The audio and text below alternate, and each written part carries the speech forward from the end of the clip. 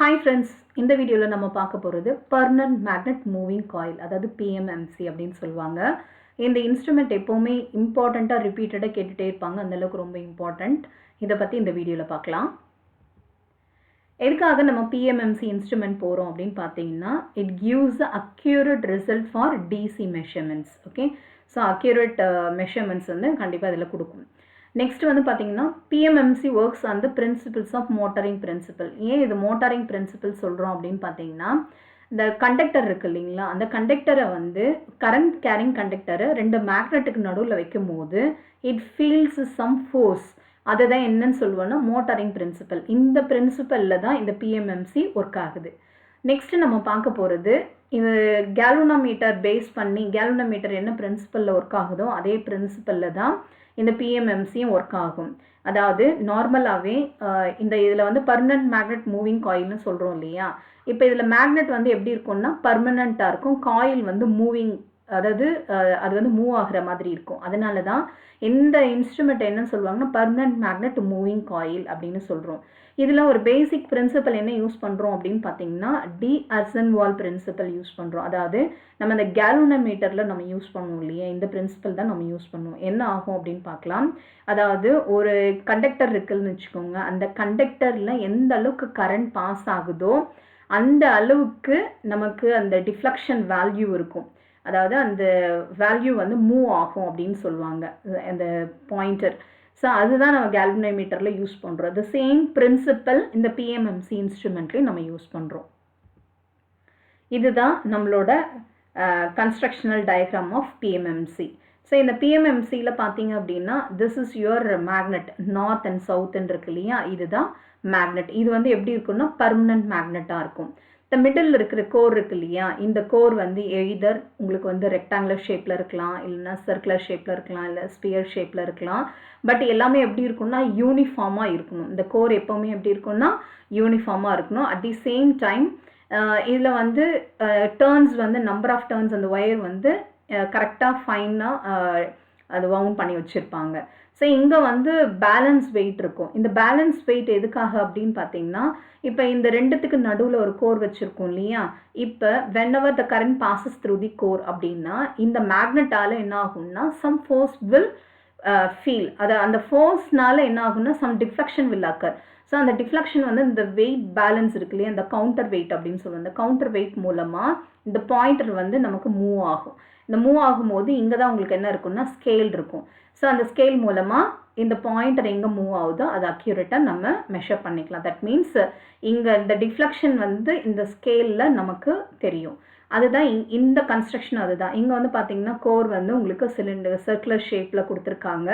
அந்த சர்க்குலர் ஷேப்பில் வந்து உங்களுக்கு கரண்ட் கேரி ஆகும்போது இங்கே ஒரு டிஃப்ளக்ஷன் மூவ் ஆகும். அது மூலமாக அந்த பாயிண்டர் வந்து டிவியேட் ஆகும். அதுதான் இங்கே மெஷர் பண்ணும். ஓகேங்களா. இப்போ இதில் வந்து நம்ம கன்ஸ்ட்ரக்ஷன் பார்த்துட்டோம். இப்போ ஒர்க்கிங் பிரின்சிபல் என்ன அப்படின்றத பார்க்கலாம். Same, when the current passes through the core or the coil, இந்த காயில் ஆகும்போது என்ன ஆகும் அப்படின்னா இந்த ஃபோர்ஸ் இருக்கு இல்லையா, அந்த மேக்னெட் பர்மனன்ட் மேக்னெட்டானால சம் ஃபோர்ஸ் வந்து ஃபீல் ஆகும். அந்த ஃபோர்ஸ்னால என்ன ஆகும்னா மேல் அப் டு டவுன் அந்த மாதிரி உங்களுக்கு இந்த கோர் வந்து நகர ஆரம்பிக்கும். ஸோ அந்த நகர ஆரம்பிக்கும் போது இந்த பேலன்ஸ் வெயிட்னால உங்களுக்கு கவுண்டர் வெயிட் மூலமாக இந்த பாயிண்டர் வந்து மூவ் ஆக ஆரம்பிக்கும். So that we can get some deflection. So அது எது இருக்குது அப்படின்னா இந்த டிஃப்ளக்ஷன் வேல்யூ இருக்கு இல்லையா, that is directly proportional to the current passes through the coil. இதுதான் ஆக்சுவல் பிரின்சிபல். இந்த பிரின்சிபலில் தான் நமக்கு பர்மனன்ட் மேக்னெட் காயில் வந்து ஒர்க் ஆகுது. இது வந்து ரொம்ப அக்யூரேட்டாக எந்த அளவுக்கு இருக்கோ அந்த அளவுக்கு அக்யூரேட்டாக இருக்கும். ஏன் அப்படின்னு பார்த்தீங்கன்னா, இங்கே வந்து ஒரு டார்க் ஒன்று ப்ரொடியூஸ் ஆகும். அது வந்து டிஃப்ளக்ஷன் டார்க் அப்படின்னு சொல்லுவோம். இந்த டிஃப்ளக்ஷன் டார்க்னா எந்த அளவுக்கு நமக்கு ஃபோர்ஸ் இருக்கோ அந்த அளவுக்கு இந்த வந்து டார்க் வந்து மூவ் ஆகும். ஸோ இந்த இன்ஸ்ட்ருமெண்ட் வந்து ரொம்ப சென்சிட்டிவாக இருக்கும். ஓகேங்களா. நெக்ஸ்ட் வந்து நம்ம பார்க்க போகிறது டார்க் ஈக்குவேஷன் பார்க்கலாம். இந்த டார்க் ஈக்குவேஷனில் ஃபஸ்ட்டு வந்து இந்த டிஃப்ளக்ஷன் டார்க் ஒன்றுன்னு இருக்குது. அந்த டிஃப்ளக்ஷன் டார்க் வந்து எதனால் க்ரியேட் ஆகுது அப்படின்னா மூவிங் காயில்னால தான் நமக்கு டெவலப் ஆகுது. இதை எப்படி எழுதலான்னு பாருங்கள். TD is equal to NBAI அப்படின்னு எழுதலாம். N அப்படின்றது என்னென்னா number of turns of the coil. அந்த காயிலில் எத்தனை நம்பர் ஆஃப் டர்ன்ஸ் நம்ம வந்து ஆன் பண்ணி வச்சுருக்கோமோ அதுதான் N அப்படின்னு சொல்லுவோம். நெக்ஸ்ட் B வந்து flux density of the air gap. ஏன்றது எஃபெக்டிவ் காயில் ஏரியா, ஐன்றது current through the coil. So இதில் வந்து நம்ம என்ன எடுப்போம்னா ஜி வந்து என்பிஏ அப்படின்னு எடுக்கலாம். Let us take the value G is equal to NBA. அப்போ இதில் நம்ம சப்ஸ்டியூட் பண்ணோம்னா என்பிஏ வந்து ரீப்ளேஸ் பண்ணிவிட்டு ஜின்னு சப்ஸ்டியூட் பண்ணோம்னா என்ன ஆகும், TD is equal to G into ஐன்னு ஆகும். Take this as equation number 1. அப்போ டிஃப்ளெக்ஷன் டார்க்கை எப்படி நம்ம ரெப்ரசென்ட் பண்ணுறோம், ஜி இன்ட்டு ஐ அப்படின்னு ரெப்ரசென்ட் பண்ணுறோம். நெக்ஸ்ட் வந்து ஸ்ப்ரிங் இருக்கு இல்லையா, இந்த ஸ்ப்ரிங் வந்து it's provided the restoring the torque to the moving coil which can be expressed as TC அப்படின்னு சொல்லலாம். Okay, so coil control torque அப்படின்னு ஒன்று இருக்கும். இந்த கண்ட்ரோல் டார்க் வந்து எப்படி இருக்கும்னா it's directly proportional to the theta. அதாவது நார்மலாகவே அந்த ஸ்ப்ரிங் இருக்கு இல்லையா, அந்த ஸ்ப்ரிங் வந்து ஆங்கிள் எப்படி மாறும் அப்படின்னா கண்ட்ரோல் டார்க்கை பேஸ் பண்ணி நமக்கு மாறும். அப்போ TC is directly proportional to theta. இந்த ப்ரொபோர்ஷனாலிட்டி நம்ம கேன்சல் பண்ணோம் அப்படின்னா டிசி ஈக்குவல்ட்டுன்னு போடலாமா, அப்போ ஒரு கான்ஸ்டண்ட்டாக நம்ம இன்ட்ரடியூஸ் பண்ணோம், அதுதான் கேஎஸ் அப்படின்னு எழுதுவோம், தீட்டான்னு எழுதலாம். So the control torque can be written as KS into theta. So KS அப்படின்றது என்னென்னா ஸ்ப்ரிங் கான்ஸ்டன்ட் அப்படின்னு சொல்லலாம். ஓகே, ஸோ இப்போ வந்து நம்ம ஃபைனலாக we are going to write the final deflection value. Final deflection அப்படின்னா final steady deflection value at the equilibrium condition. Equilibrium conditionல உங்களுக்கு எப்படி இருக்குன்னா TC is equal to TDன்னு வரும். அதாவது இந்த டார்க்கு டிஃப்ளெக்ஷன் டார்க்கு, கண்ட்ரோல் டார்க்கும் டிஃப்ளெக்ஷன் டார்க்கும் ரெண்டுமே சேமாக இருக்கும். அப்போ ரெண்டுமே ஈக்குவேட் பண்ணலாமா, we already know TC and TD value. TC எப்படின்னு எழுதணும், TC is equal to KS into தீட்டான்னு எழுதணுமா. அதே போல் TD நம்ம ஏற்கனவே ஃபஸ்ட் ஈக்குவேஷன்லேயே பார்த்தோம், TD is equal to G into I. இது ரெண்டுத்தையும் நம்ம ஈக்குவேட் பண்ணலாம். So KS into theta is equal to G into I அப்படின்னு எழுதலாம். இதுலேருந்து தீட்டாவை கேல்குலேட் பண்ணுங்கள், bring this K into the right hand side. அப்போ theta is equal to GI divided by K அப்படின்னு take this as equation number 4. அதே போல் இதிலிருந்து I value எழுதலாம். ஸோ I எழுதணும்னா I is equal to bring all these values in left hand side. அப்போ K divided by G into தீட்டான்னு வருமா, அதுதான் இங்கே எழுதியிருக்கும், ஈக்குவேஷன் நம்பர் 5 எழுதியிருக்கும். ஸோ இப்போ இதில் பாருங்கள், the theta அப்படின்றது டிஃப்ளெக்ஷன் ஆங்கிள் இல்லையா, அந்த deflection angle is directly proportional to the current. So the above equation shows that deflection torque is directly proportional to the current passes through the coil. So இப்போ இதில் வந்து current வந்து directly proportional to the theta. So theta is directly proportional to current அப்படின்னா என்ன அர்த்தம், deflection torque is directly proportional to the current passing through the coil அப்படின்றத நம்ம proof பண்ணியிருக்கோம். நெக்ஸ்ட் எரர்ஸ் இன் PMMC, என்னென்ன எரர் இருக்குது அப்படின்னு பார்க்கலாம்.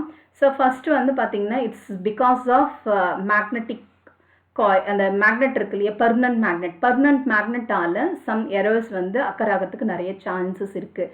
அதாவது என்ன அப்படின்னா, ஸோ நார்மலாகவே இந்த மேக்னெட் வந்து கண்டிப்பாக ஹீட் ஆகும் இல்லையா, ஹீட் ஆகும்போது அதோட லைஃப் ஸ்பேன் வந்து ரெடியூஸ் ஆகிறதுக்கு நிறைய சான்சஸ் இருக்குது. ஸோ நார்மலாகவே இந்த மேக்னட்டிசம் அப்படின்னும் போது சம் அட்ராக்ஷன்ஸ் இருக்கும், இப்போ ரிப்பல்ஷன் இருக்கும். ஏன்னா போத் பொலாரிட்டி வந்து சேம் பொலாரிட்டியாக இருந்ததுன்னா நமக்கு ரிப்பல்ஷன் நடக்கும், டிஃப்ரெண்ட் பொலாரிட்டியாக இருந்ததுன்னா அட்ராக்ஷன் நடக்கும் இல்லையா. அந்த மேக்னெட்லேயே இது ரொம்ப ரொம்ப இம்பார்ட்டண்ட்டான ஒரு ப்ராப்பர்ட்டி. ஸோ இது என்ன ஆகும்னா weakness the magnetic value decreases the deflection of the coil. So temperature increase ஆகும்போது இதோட டிஃப்ளெக்ஷன் வேல்யூ கண்டிப்பாக டிக்ரீஸ் ஆகும், லைஃப் ஸ்பேன் வேல்யூ டிக்ரீஸ் ஆகும். இது வந்து மெயினான ஃபஸ்ட் எரர். செகண்ட் எரர் வந்து பார்த்திங்கன்னா it's due to the spring அப்படின்னு பார்க்கும்போது ஸ்ப்ரிங்குக்கும் அந்த டெம்பரேச்சர் இன்க்ரீஸ் ஆச்சு அப்படின்னா அதோட அதாவது எந்த அளவுக்கு இந்த ஸ்ப்ரிங் வந்து ஒர்க் ஆகுது, ரொம்ப அக்யூரேட்டாக ஒர்க் ஆகணும், பட் டெம்பரேச்சர் அதிகமாச்சுன்னா அந்த டிஃப்ளெக்ஷன் வந்து ரொம்ப ஹெவியாக இருக்கும். ஃபார் எக்ஸாம்பிள் 1 டிகிரி டெம்பரேச்சர் வந்து ரைஸ் ஆகுது அப்படின்னா 0.004% ஆஃப் லைஃப் ஸ்பேன் வந்து அது வந்து டிக்ரீஸ் ஆகுது அப்படின்னு சொல்கிறாங்க. ஸோ இதில் வந்து ரொம்ப அதிகமான கரண்ட் வந்து பாஸ் பண்ணும்போது கண்டிப்பாக it shows the large deflection. So அது வந்து ஸ்ப்ரிங்னால நமக்கு செகண்ட் எரர் வந்து அக்கர் ஆகுது. நெக்ஸ்ட் தேர்ட் வந்து மூவிங் காயில் மூலமாக. இந்த மூவிங் காயில் அப்படின்னும் போது this is also depends upon the temperature only. இந்த டெம்பரேச்சர் காயிலோட டெம்பரேச்சர் இன்க்ரீஸ் ஆகுது எதை பேஸ் பண்ணியிருக்குன்னா இந்த ஷண்ட் ரெசிஸ்டன்ஸ், இந்த காயிலோட ஷண்ட் ரெசிஸ்டன்ஸை பேஸ் பண்ணியிருக்கு.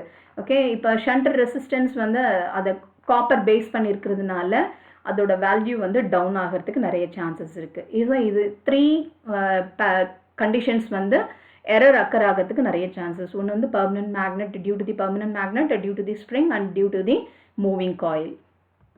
Next what are the advantages அப்படின்னு பார்த்தோம்னா, what are the advantages? First வந்து இது வந்து யூனிஃபார்மாக இருக்கும். இந்த ஸ்கேல் வந்து எப்படி இருக்கும்னா uniform. The scale of the PMMC instrument is correctly divided. Okay. Next வந்து பார்த்தீங்கன்னா power consumption is very less. Second advantage. Third அட்வான்டேஜ்னு பார்த்தீங்கன்னா it gives a accurate result because the torque to weight ratio வந்து பார்த்தீங்கன்னா எப்போவுமே ஹையாக இருக்கும். Next வந்து the single device measures the different ranges. So ஒரே ஒரு டிவைஸ் வந்து டிஃப்ரெண்ட் ரேஞ்சஸ்க்கு நம்ம யூஸ் பண்ணிக்கலாம். எதர் வோல்டேஜ் அண்ட் கரண்ட் அந்த மாதிரி யூஸ் பண்ணிக்கலாம். ஸோ அப்போ வந்து இதென்னா மல்டிப்ளையர்ஸ் அண்ட் ஷன்ஸ்க்கு யூஸ் பண்ணிக்கலாம். நெக்ஸ்ட் வந்து பிஎம்எம்சி இன்ஸ்ட்ருமெண்ட்ஸ் ஏன் நம்ம ஷண்டில் யூஸ் பண்ணுறோம் அப்படின்னு பார்த்தீங்கன்னா, வோல்ட் மீட்டர் எப்போவுமே நம்ம ஷண்டில் தான் நம்ம யூஸ் பண்ணுவோம். மீட்டர் வந்து சீரியஸில் நம்ம கனெக்ட் பண்ணுவோம்.